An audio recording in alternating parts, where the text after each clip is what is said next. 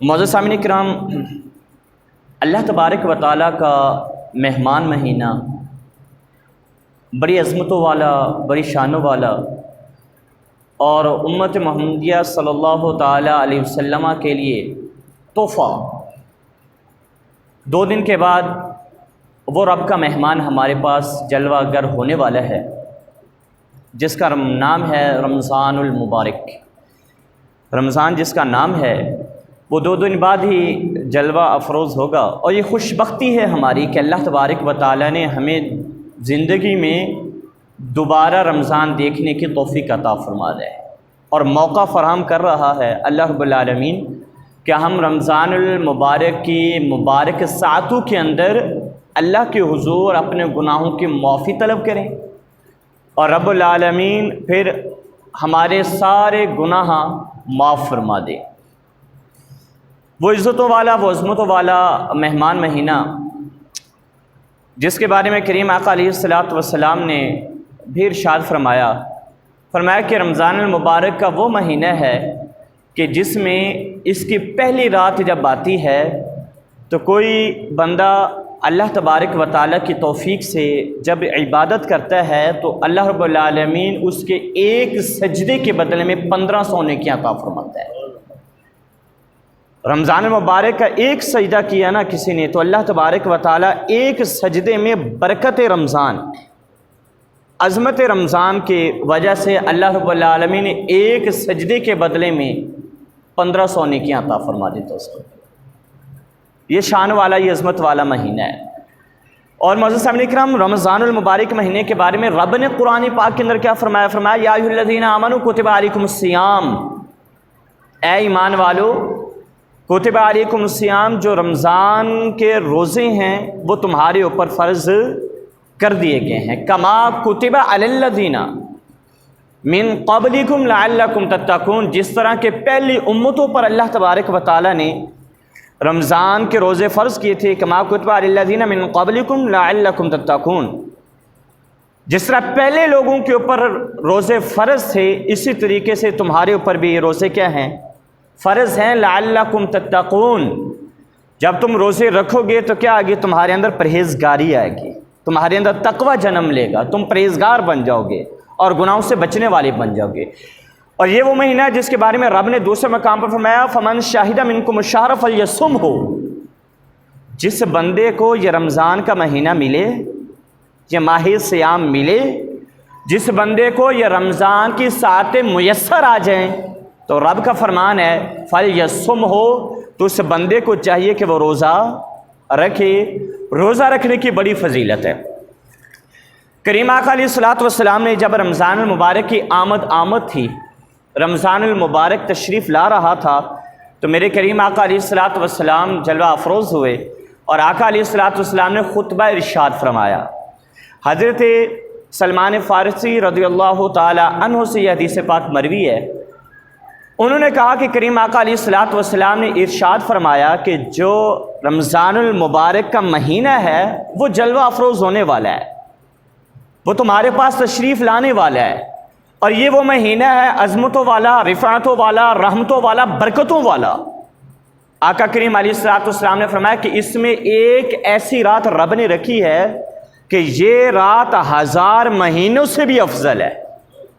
یہ وہ رات جس مہینے میں اللہ تبارک و تعالیٰ نے رکھی ہے، 1000 مہینوں سے بھی اس رات کو آقا کریم علیہ الصلوۃ والسلام نے فرمایا اللہ تبارک و تعالیٰ نے زیادہ فضیلت عطا کی اس رات میں۔ اور اس مہینے کی شان و عظمت جو تمہارے پاس تشریف آور ہے، تشریف لانے والا ہے، آقا کریم صلی اللہ تعالیٰ علیہ وسلم نے ارشاد فرمایا کہ اس مہینے کی شان یہ ہے کہ اس مہینے میں کوئی بندہ نفل نماز ادا کرتا ہے، اللہ فرض کا ثواب عطا کرتا ہے اس بندے کو، اور جو بندہ ایک فرض ادا کرتا ہے، میرے محبوب صلی اللہ تعالیٰ علیہ وسلم نے ارشاد فرمایا کہ اللہ تبارک و تعالیٰ ایک فرض کے بدلے میں 70 فرضوں کا ثواب عطا فرماتا اس بندے کو۔ اور یہ مہینہ صبر والا مہینہ ہے، اور یہ مہینہ ہمدردی کا، غمخواری کا مہینہ ہے، اور صبر کے بدلے میں میرے آقا نے فرمایا کہ صبر کا مطلب یہ ہے کہ جو بندہ صبر سے روزہ رکھتا ہے اللہ تبارک و تعالیٰ صبر کے بدلے میں اسے جنت عطا فرماتا ہے، جو مومن کا مقصود بھی ہے۔ اور میرے محبوب علیہ السلام نے ارشاد فرمایا کہ ایک شخص روزہ رکھنے والا ہے اور دوسرا وہ بندہ ہے جو روزہ نہیں رکھ سکتا، لیکن وہ روزہ دار کو روزہ افطار کرواتا ہے، روزہ افطار کرواتا ہے، اسے پیٹ بھر کے کھانا کھلاتا ہے۔ تو کریم آقا علیہ السلام نے روزہ دار کا جہاں اجر آتا بیان فرمایا، میرے محبوب نے فرمایا کہ جو بندہ کسی روزہ دار کو روزہ افطار کروائے گا، آقا علیہ السلام نے فرمایا کہ رب جتنا روزے رکھنے والے کو ثواب عطا فرمائے گا اتنا افطار کروانے والے کو بھی ثواب عطا فرمائے گا۔ جتنا روزہ رکھنے والے کا ثواب ہے اتنا روزہ افطار۔ صحابہ کرام نے عرض کی یا رسول اللہ صلی اللہ تعالیٰ علیہ وسلم، ہم میں سے ہر بندہ یہ طاقت نہیں رکھتا کہ کسی کو اس طریقے سے روزہ افطار کرائے، پیٹ بھر کے کھلائے۔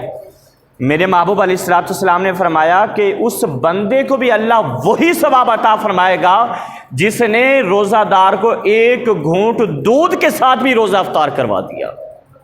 ایک گھونٹ دودھ اس کو دیا اور روزہ دار نے اس دودھ کے گھونٹ سے، ایک گھونٹ سے روزہ افطار کر لیا۔ میرے محبوب نے فرمایا جو ثواب اس کو ملے گا وہی ثواب اللہ اسے عطا فرمائے گا۔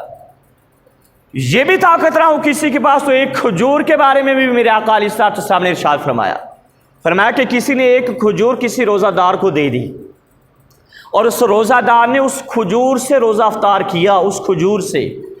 آقا نے فرمایا کہ کھجور سے روزہ افطار کروانے والے کو رب وہی ثواب عطا کرے گا جو روزہ رکھنے والے کو ثواب عطا کرے گا۔ کھجور سے افطار کروانے والے کا بھی وہی ثواب ہے جو روزہ رکھنے والا۔ اس سے بھی زیادہ آسانی فرما دی۔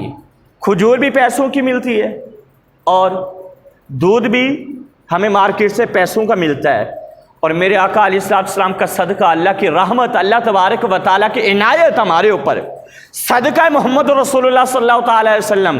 میرے آقا علیہ السلام نے فرمایا کہ جو روزہ دار کو ایک گھونٹ پانی سے بھی روزہ افطار کرائے گا اللہ پھر بھی وہی ثواب عطا فرمائے گا اس بندے کو۔ ایک گھونٹ پانی سے بھی روزہ کسی کو افطار کروایا، اللہ تبارک و تعالیٰ افطار کروانے والے کو ایک گھونٹ پانی کے بدلے میں افطار کروایا، فرمایا رب اس کو بھی وہی ثواب عطا فرمائے گا جو روزہ دار کو۔ اور میرے آقا نے فرمایا کہ جو روزہ رکھنے والا ہے اس کے ثواب میں کمی یہ نہیں ہے کہ اس کا جو ثواب ہے، اس کی جو نیکی ہے، اس نے جو تکلیف کاٹی ہے، جو مشقت سارا دن برداشت کی ہے، شاید اس کے اجر میں سے اس کو اجر عطا کر دیا جائے گا۔ میرے آقا نے فرمایا ایسا نہیں ہے، روزہ رکھنے والے کو پورا ثواب عطا کیا جائے گا، اور روزہ افطار کروانے والے کو رب خود ثواب عطا فرمائے گا، اس کے ثواب میں کسی چیز کی کمی واقع نہیں ہوگی۔ اور میرے محبوب علیہ السلام نے ارشاد فرمایا کہ جو رمضان المبارک تمہارے پاس تشریف لانے والا ہے، حضرت سلمان فارسی رضی اللہ تعالیٰ عنہ فرماتے ہیں میرے آقا نے فرمایا اس کا پہلا عشرہ رحمت ہے، اللہ کی رحمتیں نازل ہوتی ہیں۔ اس کا دوسرا عشرہ جو ہے وہ مغفرت ہے، اللہ کی بارگاہ میں جو بھی آ جائے گا، جتنا بڑا بھی گناہ گار ہوگا، اللہ کی بارگاہ میں جھک جائے گا، اللہ اس کے سارے گناہوں کو معاف فرما دے گا۔ اور فرمایا اس کا جو آخری عشرہ ہے نا وہ جہنم سے آزادی کا عشرہ ہے۔ اور کتنی خوبصورت بات میرے آقا نے ارشاد فرمایا سنیں، آقا کریم صلی اللہ تعالیٰ علیہ وسلم نے ارشاد فرمایا صحابہ کرام کو، صحابہ تمہیں پتہ چل جائے نا کہ اللہ کس قدر رمضان میں رحمتیں نازل کرتا ہے، اللہ کی رحمتیں کس قدر برستی ہیں، کس قدر برکتیں ہوتی ہیں، اور رمضان کی کتنی شان و عظمت ہے، تمہیں اندازہ نہیں ہے اس بات کا۔ اگر تمہیں اندازہ ہو جائے، میرے آقا نے فرمایا تمہیں پتہ چل جائے کہ رمضان کی شان و عظمت کتنی ہے، میرے آقا نے فرمایا کہ سارے لوگ دعا کریں مالک ایک مہینہ رمضان سارا سال ہی رمضان ہی ہو، سارا سال رمضان کے اندر گزرے، اگر تمہیں رمضان المبارک کی عظمت اور شانوں کا پتہ چل جائے۔ فرمایا کہ یہ مہینہ جب آتا ہے نا، یہ مہینہ رمضان المبارک کا جب آ جاتا ہے، تشریف لے آتا ہے، تو اللہ تبارک و تعالیٰ پہلی رات ایک بیان کے مطابق آسمان کے سارے دروازے کھول دیتا ہے، اور دوسرے بیان کے مطابق میرے آقا علیہ السلام نے ارشاد فرمایا کہ جب یہ مہینہ آتا ہے رمضان المبارک کا، اللہ تبارک و تعالیٰ جنت کے سارے دروازے کھول دیتا ہے، اور جہنم کے جتنے دروازے ہیں 7 دروازے، اللہ تبارک و تعالیٰ سارے دروازوں کو کیا کر دیتا ہے، بند کر دیتا ہے، اور شیاطین کو رب العالمین جکڑ دیتا ہے، اور رمضان میں ہر طرف اللہ تبارک و تعالیٰ کی رحمتیں، اللہ تبارک و تعالیٰ کی برکتیں نازل ہوتی ہیں، اور رب العالمین کئی لوگوں کو رمضان کی ایک ایک رات میں کیا کر دیتا ہے؟ آزاد، جہنم سے آزاد کر کے جنت عطا فرماتا ہے۔ اور سارے مہینے میں جتنے اللہ تبارک و تعالیٰ آزاد فرماتا ہے، رمضان کی آخری رات میں پورے مہینے کے برابر جہنمیوں کو آزاد کر دیتا ہے اور انہیں کیا کر دیتا ہے؟ جنت عطا فرما دیتا ہے۔ یہ وہ مہینہ تشریف لانے والا ہمارا، اور یہ وہ مہینہ ہے انزل فیہ القرآن، شہر رمضان الذی انزل فیہ القرآن۔ جو یہ رمضان آ رہا ہے، اس میں خوب خوب نیکیاں کرنی ہے اللہ تبارک و تعالیٰ، اور رب بڑی جلدی نازل ہوتا ہے، وہ راضی ہوتا ہے۔ فرمایا کہ یہ رمضان کا مہینہ، اس میں اللہ تبارک و تعالیٰ نے قرآن نازل کیا ہے۔ قرآن جو بندہ پڑھتا ہے رمضان المبارک کے اندر، اللہ اسے بھی بے پناہ ثواب عطا فرماتا ہے، اجر عطا فرماتا ہے، اور قرآن پڑھ پڑھ کے اللہ کو راضی بھی کیا جاتا ہے، روزے رکھ رکھ کے اللہ رب العالمین کو راضی۔ 70 سال کا بھی بندہ اللہ کی بارگاہ میں آ جائے، گناہوں کی معافی مانگنے کے لیے 70 سال عمر ہو جائے، گناہوں میں بسر ہو، لیکن خیال آ جائے اس کو کہ نہیں گناہ زیادہ ہو گیا، اللہ کی بارگاہ میں چلا جاؤں، تو فرمایا کہ اللہ تبارک و تعالیٰ پھر اس کے گناہوں کو نہیں دیکھتا، اپنی رحمت کو دیکھتا ہے پھر۔ اور 70 سال کے گناہ، حضور داتا گنج بخش علیہ الرحمہ انہوں نے لکھا ہے کہ ایک شخص تھا، ایک شخص، اس نے 70 سال تک کس طریقے سے توبہ کی؟ روزانہ گناہ کر لیتا، بڑے بڑے گناہ کرتا، روزانہ بڑے بڑے گناہ کرتا، اور شہر کے اندر جا کر ان کو بیان بھی کرتا۔ جب رات ہوتی رات ہوتی تو اسے احساس ہوتا، احساس، جو کتاب اللہ نے نازل کی تھی وہ سر پر رکھ کر اللہ سے وعدہ کرتا، مالک تو مجھے معاف کر دے، میں دوبارہ گناہ نہیں کروں گا، مجھے معاف کر دے، میں دوبارہ گناہ نہیں کروں گا۔ فرمایا کہ وہ روزانہ اس طریقے سے ہو جاتا اور معافی بھی مانگتا اللہ کی بارگاہ سے۔ 70 سال گزر گئے اس کے، 70 سال۔ کیا ہوا؟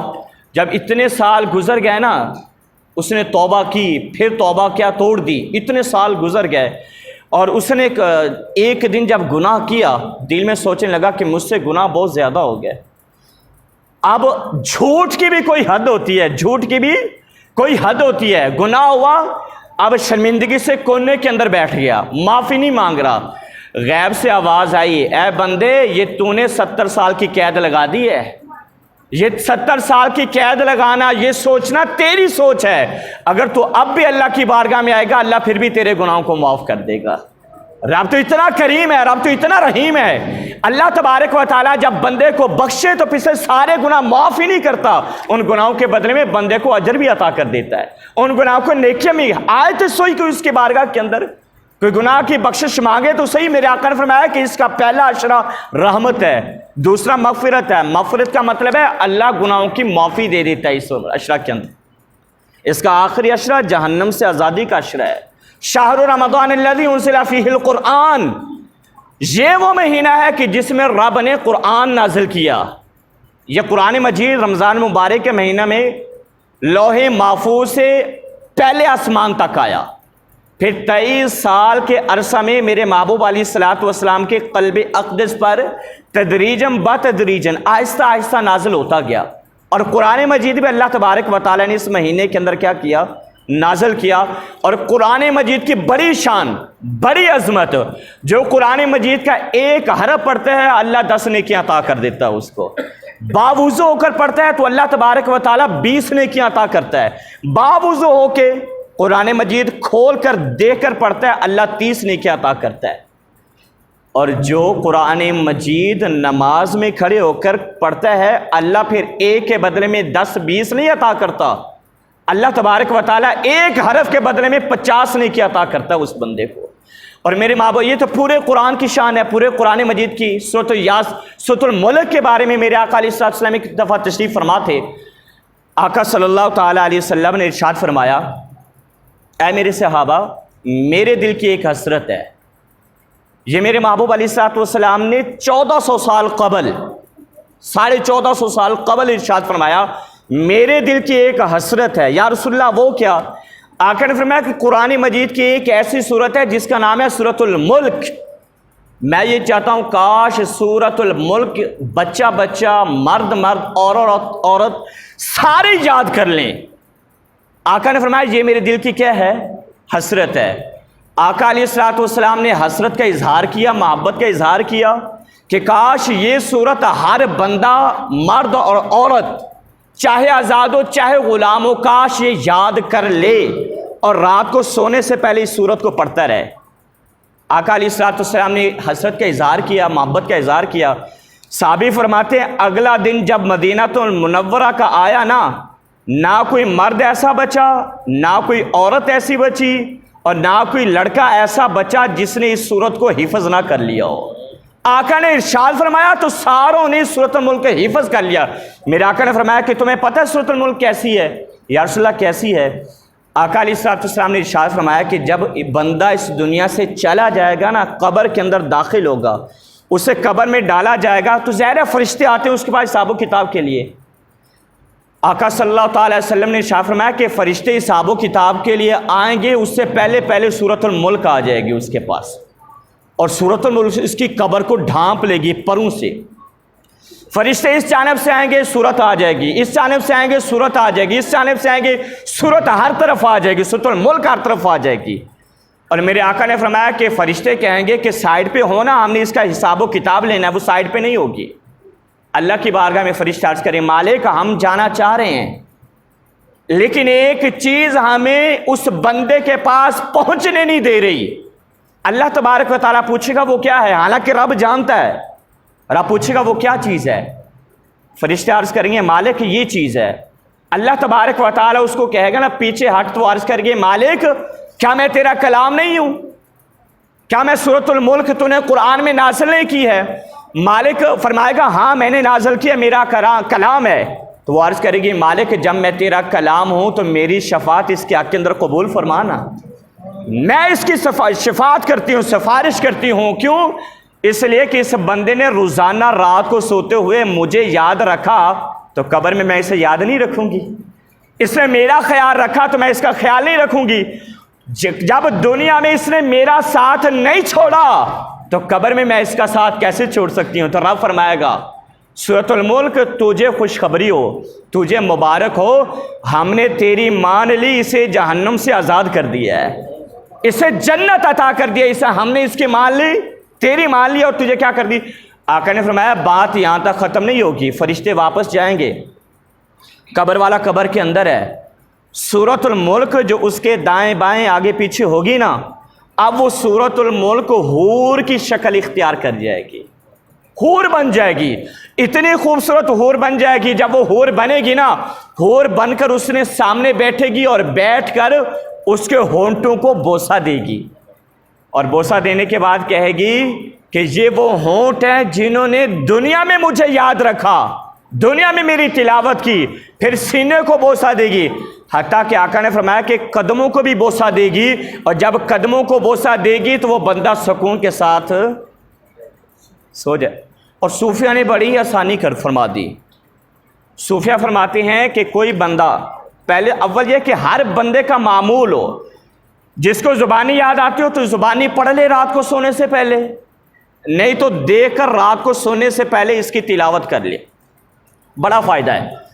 حضرت عباس رضی اللہ تعالیٰ عنہ فرماتے ہیں کہ ایک صحابی نے نا ایک جگہ پر خیمہ لگا دیا، اور اسے اندازہ نہیں تھا یہاں پر قبر ہے، یہاں پر کیا ہے؟ قبر ہے۔ اس نے خیمہ لگایا اور وہاں پر جب بیٹھے نا تو تھوڑی دیر گزری ہے تو قبر سے تبارک الذی بیدہ الملک وہو علی کل شیء قدیر الذی خلق الموت والحیاۃ لیبلوکم ایکم احسن عملا، قبر سے سورۃ الملک کی تلاوت کی آواز آنے لگی، بڑے حیران ہوئے۔ آقا کریم صلی اللہ تعالیٰ علیہ وسلم کی بارگاہ میں عرض کی یا رسول اللہ صلی اللہ تعالیٰ علیہ وسلم فلاں بندے نے ایک جگہ خیمہ لگایا اور وہاں پر سورۃ الملک کی زمین سے آواز آنے لگی، تو آقا کریم صلی اللہ تعالیٰ علیہ وسلم نے ارشاد فرمایا کہ وہاں پر ایک قبر تھی اور تمہیں اندازہ نہیں ہوا، وہاں پر قبر تھی، اور جو قبر کے اندر تھا نا وہ دنیا میں سورۃ الملک پڑھتا تھا، اس لیے قبر میں بھی سورۃ الملک ہی پڑھ رہا تھا۔ وہ جو دنیا کے اندر جو کام کرتا ہے قبر کے اندر بھی وہی کام اس کو وہی کام کرنا ہوتا ہے، وہی کام۔ آقا نے فرمایا تمہیں پتہ نہیں ہے سورۃ الملک جو دنیا میں پڑھتا ہے وہ قبر کے عذاب سے محفوظ رہتا ہے، جس نے دنیا میں سورۃ الملک کا خیال کیا ہوتا ہے وہ قبر کے اندر سورۃ الملک پھر اس کا خیال صوفیہ نے بڑی آسانی فرما دی، فرمایا کہ روزانہ نہ پڑھ سکے نا کوئی تو اس کی 30 آیتیں ہیں، 2 رکوع ہیں، 30 آیتیں اور کتنی ہیں؟ 2 رکوع ہیں۔ جب چاند نظر آئے نا، پہلا چاند اسلامی مہینے کا چاند نظر آئے، وہ کوئی بھی مہینہ، ربیع الاول ہو، ربیع الثانی ہو، محرم ہو، سفر ہو، رمضان المبارک ہو، شوال ہو، ذی القعدہ، ذو الحج، کوئی بھی مہینہ ہو، رمضان جیسے وہ چاند نظر آئے، جیسے رمضان کا نظر آئے گا تو زبانی کوئی پڑھ سکتا ہے، پہلے دن زبانی پڑھ لے، دیکھ کر پڑھ سکتا ہے، دیکھ کر پڑھ لے۔ فرمایا کہ 30 آیتیں پہلے دن پڑھ لے تو 30 مہینے کے دن ہوتے ہیں نا، ایک ایک آیت روزانہ اس بندے کی حفاظت کرے گی۔ یہاں تک فرمایا کہ جس بندے نے یہ پڑھ لی نا، اللہ نہ کرے اگر آسمان بھی گر جائے، زمین کے اوپر آ جائے، فرمایا کہ جس نے سورۃ الملک پڑھی ہوگی نا، انشاءاللہ اسے کوئی بھی نقصان نہیں ہوگا، بالکل بھی نہیں ہوگا۔ یہ خالی سورۃ الملک کی فضیلت ہے۔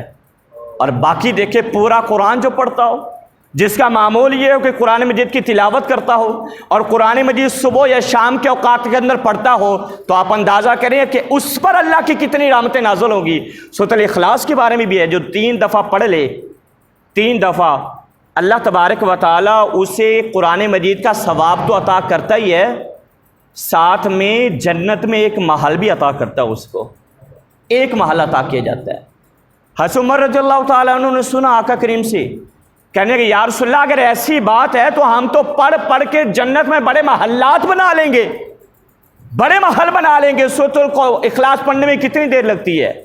فرمایا کہ 30 سیکنڈ کے اندر 3 دفعہ کوئی پڑھ لے تو جنت میں تو 30 سیکنڈ کے اندر محل بن گیا۔ یا رسول اللہ ہم تو بڑے محلات تیار کر لیں گے۔ آقا نے کیا ارشاد فرمایا؟ فرمایا عمر تم مانگ مانگ کر تھک جاؤ گے، رب دیتا دیتا تھکے گا نہیں۔ تم تو تھک سکتے ہو، مانگ مانگ کر بھی تھک گئے، 24 گھنٹے مانگتے رہے، دعا مانگ مانگ کر تھک گئے۔ فرمایا تم تھک جاؤ گے، میرا رب دیتا دیتا تھکے گا؟ یہ آسانی ہے حضور کے صدقے سے ہوئی ہے۔ اللہ تبارک و تعالی نے آقا کریم کا صدقہ، ابھی ہم تھوڑی سی عبادت کریں اللہ، لیکن ہماری بدبختی یہ ہے، بد نصیبی یہ ہے کہ ہم نے اس وقت سے بھی فائدہ اٹھایا نہیں ہے۔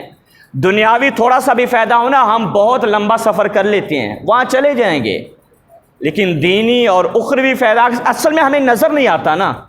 ہم سودا ہے دیکھ کر لینے والے، لیکن آخرت کا جو سودا ہے نا، وہ بھاؤ پہلے کیا جائے گا، سودا بعد میں دکھایا جائے گا۔ یہ تو ایمان ہے، الذین یؤمنون بالغیب ویقیمون الصلاۃ۔ ایمان کہتے اسی چیز کو ہے جو بن دیکھے بس ہر چیز کو مان لینا۔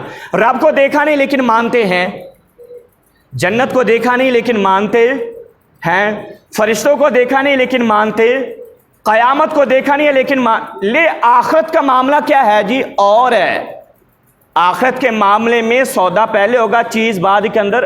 اور ہم عادت یہ ہے کہ ہم چیز پہلے دیکھتے ہیں، لیکن یہاں پر دیکھیں حضور کا فرمان ہے، میرے آقا کا فرمان جھوٹا، رب کا فرمان جھوٹا ہو سکتا نہیں ہے۔ میرے رب العالمین نے فرمایا کہ جنت اتنی حسین ہے، اتنی خوبصورت ہے کہ تم اس کا اندازہ لگا سکتے، اگر دیکھ لیں نا، ہم جنت دیکھ لیں تو اس کی قیمت ادا کر سکتے نہیں ہیں۔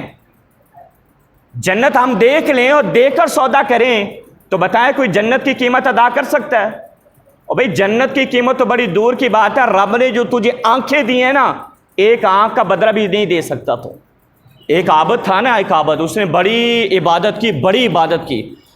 موسیٰ علیہ السلام اللہ سے ہم کلام ہونے جاتے تھے، اس نے عرض کی کہ رب سے پوچھیں، رب العالمین سے، کہ میری عبادت کا کیا بنا؟ یا قیامت کے دن جب اس کا حساب و کتاب ہوگا، آقا نے فرمایا کہ رب اسے کھڑا کرے گا اور رب فرمائے گا کہ چلو جاؤ، ہم نے تمہیں اپنی رحمت کے صدقے سے بخش دیا۔ ساری زندگی عبادت کی ہوگی، ساری زندگی عبادت، اور رحمت کے صدقے سے بخشش ہو جائے گی۔ عرض کرے گا مالک میری عبادت کہاں چلی گئی؟ رب العالمین فرمائے گا تیری عبادت تو اس قابل ہے نہیں کہ تو جنت میں جائے، ہم رحمت سے تجھے عطا کرتے ہیں۔ کیا مالک میری عبادت ہو؟ اللہ تبارک و تعالی نے فرشتوں سے فرمایا یہ عبادت کا گمان رکھتا ہے، فرمایا اس کو جہنم کے ارد گرد چکر لگاؤ نا، ایک چکر لگاؤ، ایک چکر جہنم کے ارد گرد لگایا جائے گا، اتنی پیاس لگے گی، اتنی پیاس لگے گی، ایک فرشتہ ایک گلاس پانی کا لے کے آئے گا، اس کے پاس مانگے گا، تڑپ جائے گا، کہے گا پانی دے دے مجھے پانی، فرشتہ کہے گا نہیں نہیں، پانی ایسے نہیں ملے گا، ایسے تجھے اپنی زندگی کی آدھی عبادت دینی ہوگی، ایک گلاس پانی ملے گا، کہے گا لے جاؤ آدھی زندگی کی عبادت لے جاؤ، مجھے نہیں چاہیے لیکن مجھے پانی دے دو ایک گلاس۔ آدھی زندگی عبادت گئی، ایک گلاس پانی آ گیا، پی لیا، سکون ہوا۔ رب فرمائے گا ذرا ایک اور چکر لگاؤ اس کو، جہنم کا ایک اور چکر لگوایا جائے گا، ایک اور چکر اس سے دوبارہ اتنی پیاس لگے گی، فرشتہ سامنے آ گیا ایک گلاس پانی کا، کہے گا پانی دے دے، مجھے جلدی دے دے پانی، کہے گا نہیں ایسے نہیں ملے گا، باقی جتنی عبادت تو نے کیا وہ بھی دینی پڑے گی، تو ایک گلاس پانی کا ملے گا تجھے، کہے گا لے جاؤ لیکن پانی ایک گلاس دے دو، ایک گلاس اور پانی کا لے گا، وہ بھی عبادت چلی گئی، اللہ کی بارگاہ میں کھڑا کیا جائے گا۔ رب فرمائے گا ہاں بتا تیری عبادت کہاں ہے، اور تیری عبادت تو 2 گلاس پانی کے برابر نہیں ہو سکتی، اور میں نے تجھے جنت عطا کی اپنی رحمت کے صدقے سے، اور میں نے تجھے آنکھیں بھی دی ہیں، تجھے کان بھی دیا، تجھے صحت بھی دی، تجھے اولاد بھی دی، تجھے محلات بھی دیے، تجھے اتنا سونا بھی بنایا، وہ تو ایک جانب۔ فرمایا کہ تیری عبادت صرف 2 گلاس پانی کا صدقہ ہے، 2 گلاس پانی بس۔ تو اللہ تبارک و تعالیٰ کی رحمت کے وگرنہ ہم دیکھ لیں تو جنت کی قیمت کہاں، وہ بہلول دنا جیسے بیٹھا ہوا تھا، کھروندے بنا رہا ہے، ملکہ زبیدہ آتی ہے، پوچھتی ہے کیا، کہہ رہا ہے جنت کے محل بنا رہا ہوں، کہنے لگے بیچو گے، کہہ رہا ہاں بیچوں گا، کتنے کا، 10 روپے کا، کہہ رہے ایک دے دو، 10 روپے دیے، اس نے نا ایک کھروندے کے ارد گرد دائرہ لگا دیا، کہنے لگا یہ آپ کا ہوا۔ اتنے میں بادشاہ آیا، بادشاہ نے دیکھا بہلول بیٹھا ہوا ہے، موج میں لگا ہوا ہے، ان کا بہلول کیا کر رہے ہیں، ان کا جنت کے محل بنا رہا ہوں، کہہ رہا بیچتے ہو، کہ نا ہاں بیچتا ہوں، کتنے کا، 10 کا۔ بادشاہ کہنے لگا نہیں مجنون ہے، اپنی موج میں لگا ہوا ہے، چلتے ہیں۔ بادشاہ نے پیسے نہیں دیا، چلا گیا، رات سویا تو محل ہے، خواب کے اندر جنت کا نظارہ ہے، اور ایک محل دیکھا، زبیدہ کا نام لکھا اس کی بیوی کا، اندر جانے لگا، فرشتوں نے کہا رک جاؤ، اندر نہیں جا سکتے، کہا میری بیوی کہا بیوی دنیا کے اندر ہے، یہاں پر نہیں ہے۔ صبح اٹھا تو پریشان ہے، بہلول کو ڈھونڈنے لگا، بہلول ویسے ہی بیٹھا ہوا دریا کے کنارے، ویسے ہی بیٹھا موج میں کھروندے بنا رہا ہے، کہنے لگا بہلول کیا کر رہے ہو، بادشاہ کہہ رہا، بادشاہ دیکھ کے آ رہا تھا خواب کے اندر۔ بہلول سے پوچھا بہلول کیا کر رہے ہو، کہنے لگا جنت کے محل بنا رہا ہوں۔ پوچھا بیچو گے، ان کا ہاں بیچوں گا، کتنے کا، فرمایا آدھی بادشاہی دینی پڑے گی پھر ملے گا۔ ان کا ایک دن کے اندر اتنا فرق، ایک دن کے اندر اتنا فرق، کل تو 10 روپے کا دے رہا تھا، آج آدھی بادشاہی لے کر پھر دے گا۔ انہوں نے کہا کل کی بات نہ کر، کل تو نے دیکھا نہیں تھا، آج دیکھ کے آ رہے تم، کل تو نے جنتی محل، بھائی ہم دیکھ لیں، ہم قیمت ہی نہیں دے سکتے۔ فرمایا کہ کل تو نے نہیں دیکھا تھا اس لیے 10 روپے قیمت تھی، آج تو نے خواب کے اندر جنت کو دیکھا ہے، آدھی بادشاہی، اور یہ رب کا صدقہ ہے، حضور کا صدقہ، اللہ نے اتنا اجر عطا کر دیا۔ میرے آقا نے فرمایا کوئی ایک روزہ بھی رکھ لینا، ایک روزہ اللہ کے لیے، اللہ اسے جہنم سے اتنا دور کر دے گا جتنا زمین و آسمان کا فاصلہ ہے۔ اور جہنم سے دوری پتہ بڑی کامیابی ہے، کسی سے کوئی جرم ہو جائے نا، جرم ہو جائے اور کیا بھی ہو اس نے، پھر جج کہہ دے تجھے معاف کر دیا، تجھے چھوڑ دیا، کتنی خوشی ہوتی ہے، بے انتہا، دنیا میں اتنی خوشی۔ آپ سوچے جب قیامت کا دن ہوگا اور ایک ایک نیکی کی ضرورت ہوگی، اور رب فرما دے جا بندے میں نے تجھے معاف کر دیا اور جنت عطا کر دی، پھر اس کے بدلے میں خوشی کی کتنی انتہا ہوگی۔ اور رمضان کی شان یہ ہے، رمضان کی شان، قیامت والے دن جس نے روزہ رکھا ہوگا نا، اللہ کی بارگاہ میں رمضان ایسے کھڑا ہوگا، رمضان المبارک ایسے، اور رب فرمائے گا رمضان کیا ہوا تجھے، مالک کی اجازت عطا فرما مجھے، اللہ فرمائے گا جا چلا جا، جا چلا جا۔ اب رمضان میدان معاشر میں چکر لگائے گا، اس کو بھی دیکھے گا، اس کو بھی دیکھے گا، اس کو بھی دیکھے گا، اور جس نے روزہ رکھا ہوگا اس کے کہے آجا میرے ساتھ آجا، تو ہاتھ پکڑ لے گا، اس کا پہچان لے گا۔ اور جس نے رمضان کا لحاظ کیا، رمضان کا خیال کیا، روزے رکھے، آپ مت بھولیے اگر آپ رمضان کو پہچانتے ہیں تو رمضان کل قیامت میں آپ کو بھی پہچان لے گا۔ اللہ فرمائے گا جس کو پہچان کے لیا، جس چیز کو میرے پاس لے آئے گا نا، تیرے صدقے سے اسے جنت عطا کر دوں گا۔ چکر لگائے گا میدان معاشر میں، چکر، اس کو بھی لے گا، جس نے روزہ رکھا ہوگا اس کو بھی لے گا، اس کو بھی لے گا، سارے رمضان کے پیچھے، لیکن وہ جس نے روزے رکھے ہوں گے، جس نے روزے رکھے ہوں گے وہ، فرمایا رمضان ساروں کو لے کر اللہ کی بارگاہ میں، اللہ کی بارگاہ میں آئے گا۔ مالک فرمائے گا اب کیا کریں، رمضان عرض کرے گا اے اللہ انہیں نا تاج عطا فرما، تاج، ایک تاج مانگے گا اللہ 1000 تاج عطا کر دے گا اس روزے، ایک روزہ دار کو 1000 تاج عطا کر دے گا۔ پھر اس کے ساتھ اللہ رب العالمین اس بندے کو براق کی سواری عطا کر دے گا۔ پھر اس کے ساتھ میرے آقا نے فرمایا اللہ تبارک و تعالیٰ 1000 حوریں عطا کرے گا، اور ہر حور کے ساتھ 70,000 خادمائیں ہوں گی۔ سب کچھ مل جائے گا نا، سب کچھ رمضان کے مطابق مل جائے گا۔ رمضان جائے گا نہیں پھر بھی کھڑا ہے، اور رب فرمائے گا اب کیا چاہتا ہے، سب کچھ تو دے دیا۔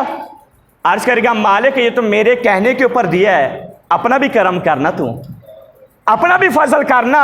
اللہ تبارک تعالیٰ فرمائے گا جا پھر میں نے اپنے فضل سے اس کو جنت میں 100 شہر عطا کر دیے اس بندے کو، ایک روزہ دار کو۔ اور روزہ دار کے بارے میں قیامت کا دن ہوگا نا، قیامت کا دن لوگ حساب و کتاب دے رہے ہوں گے، پریشان ہوں گے، ادھر بھاگ رہے ہوں گے، ادھر بھاگ رہے ہوں گے۔ کچھ لوگ ایسے ہوں گے اللہ نے دسترخوان لگایا ہوا ہوگا، آرام سے کھانا، وہ ساتھ والے بندے کہیں گے یا بڑی حیرانگی بات ہے، ہم پریشان ہیں تم سکون سے کھا رہے ہو، سکون سے کھا رہے ہیں، سکون سے پی رہے ہیں، کوئی پریشانی نہیں ہے، میدان معاشر ہے، کسی قسم کوئی خوف نہیں ہے۔ وہ جو بندے بھاگ رہے ہوں گے نا ادھر ادھر، وہ ان سے پوچھیں گے تم کون ہو، تمہیں کوئی پریشانی نہیں ہے، کوئی خوف نہیں ہے، اور کوئی کسی قسم کی کوئی بھی جھنجٹ، کوئی پریشانی نہیں ہے، اور تم ہو کون؟ کہنے لگے ہم وہ ہیں جو اللہ تبارک و تعالیٰ کے رمضان کے مہینے کا ادب کیا کرتے تھے، اور ہم وہ ہیں جو رمضان میں سارا مہینہ بھوکے رہتے تھے رب کی رضا کے لیے، اور جب ہم نے رب کی رضا کے لیے بھوک کاٹی اللہ نے ہمیں قیامت میں آج اپنا دسترخوان عطا کر دیا ہے، اللہ نے اپنا مہمان بنا لیا ہے۔ اور یاد رکھے جو رب کا مہمان بن جائے گا وہ یہاں بھی کامیاب ہے، وہاں بھی کامیاب ہوگا۔ پھر قیامت میں کسی قسم کا خوف لیکن ہوگا اس کے لیے، پھر بتا رہا ہوں، جس نے روزے رکھے ہوں گے، یہ نہیں ہے کہ کہہ دے بس اللہ تعالیٰ نے فرمایا فمن شاہدہ منکم الشہر فلیصم، فرمایا جو بندہ رمضان کا مہینہ پائے، اسے مل جائے، فلیصم، اس کا حق بنتا ہے کہ کیا کرے، روزہ، یہ روزہ رکھنے والے کے لیے۔ اور روزہ خور کے بارے میں میرے آقا نے بد دعا کی ہے، یاد رکھیے گا، بد دعا، ہلاک ہو جائے وہ بندہ جو رمضان پائے اور اس کا روزہ نہ رکھے اور جنت میں داخل نہ ہو سکے۔ جبریل نے دعا کی اور میرے آقا نے اس پر آمین کہی ہے۔ فضیلتیں ساری اس کے لیے، رحمتیں ساری اس کے لیے، برکتیں ساری اس کے لیے، عظمتیں ساری اس کے لیے، جنت اس کے لیے جس نے رمضان میں روزہ رکھا ہوگا۔ تہیہ کرے، اللہ کا رمضان مہینہ آ رہا ہے، پرسوں اتوار والے دن انشاءاللہ بڑا چانس ہے پہلا روزہ ہوگا۔ ہم نے جو پہلے نہیں رکھتا تھا انشاءاللہ اس رمضان مبارک میں نیت کرے، روزے بھی رکھے گا، قرآن بھی سنے گا، قرآن پڑھے گا بھی صحیح، اور اگر بے نمازی تھا تو رمضان سے نماز شروع کرے گا، پھر زندگی بھر نماز چھوڑے گا نہیں، انشاءاللہ کہہ دے سارے ایک دفعہ، انشاءاللہ عز و جل۔ اللہ تعالی ہمیں عمل کی توفیق نصیب کرے۔